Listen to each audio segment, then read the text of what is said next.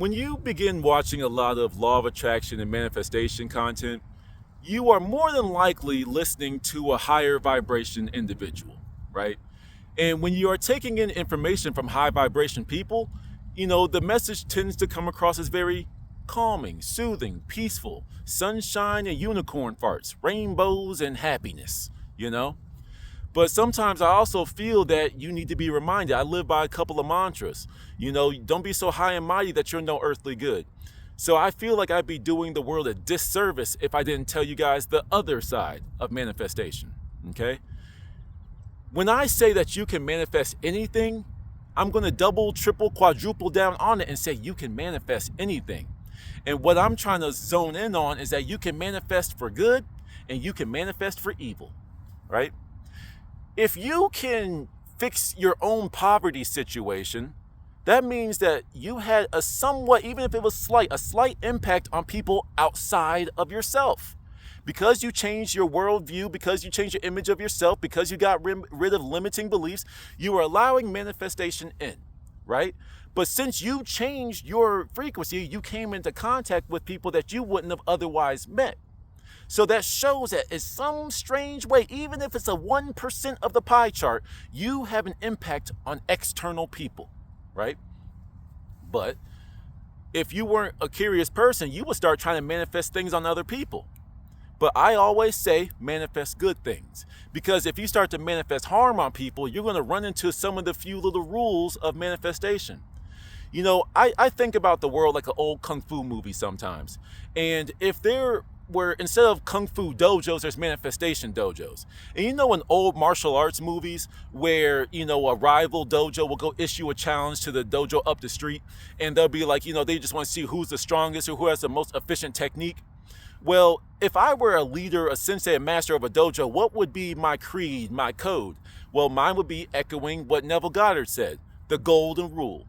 Wish upon others as you would have them wish upon you. Treat people the way you want to be treated. You'll reap what you sow. Christianity calls it the golden rule. Buddhism calls it karma. You see what I'm saying? So you have to remember what the energy that you put out in the world has a very good possibility of being returned unto you.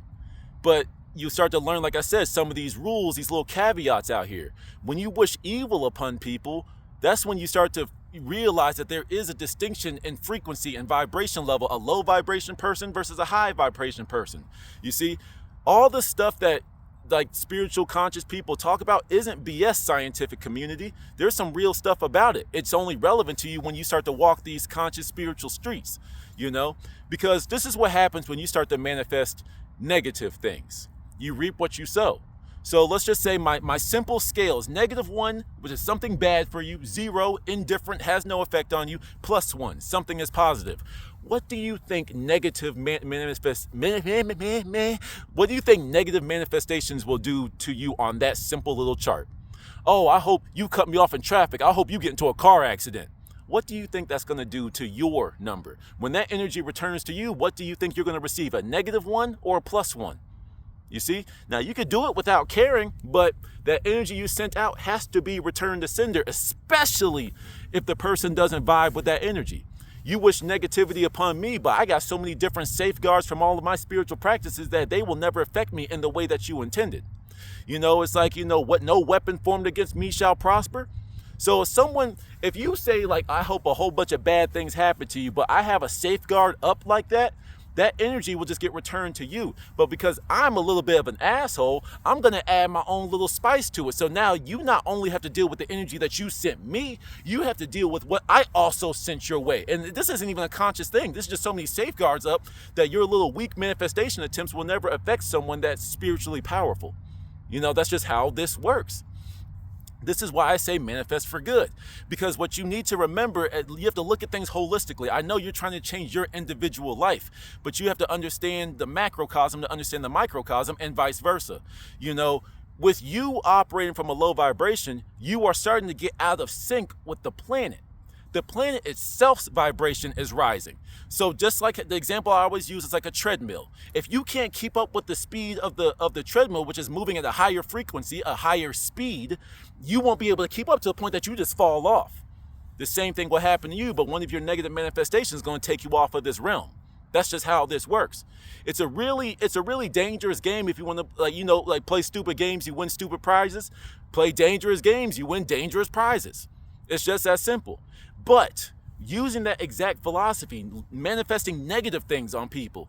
Let's just say you're going out there and you're manifesting nothing but positive things. You see a homeless person that's limping and you see them standing upright, being healthy and no longer living on the streets.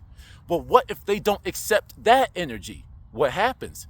That same energy, just like the negative, returns back to you. But what energy would you rather have being bounced back to you? I hope you die, or I hope you live a very happy, healthy life. So, like I say, I feel like I'd be doing the world a disservice if I didn't tell people about the elephant in the room. Yes, you can manifest bad things on people. That's what dark magic is. That's what black magic, the left-hand path type of stuff is. But sometimes it pays to be, high and mighty a little bit, but only stay in the high vibrational realm. Instead of manifesting negative things for people, just neutralize it. I ain't saying neutralize, I ain't talking about that. I'm saying just neutralize them, put them in the zero category. You know what? I'm very indifferent to your existence. You know what? You're just no longer a part of my life. And if you manifest that, they can no longer bother you anyway. And you didn't have to manifest evil upon them, bad things to happen for that to boomerang your way. You see how this works? Keep it at 0 and +1. Keep the negative ones alone. All right? I could go deeper into that, but I think that was good enough. If you have any questions on that, feel free to let me know in the comments. Till the next one. Peace.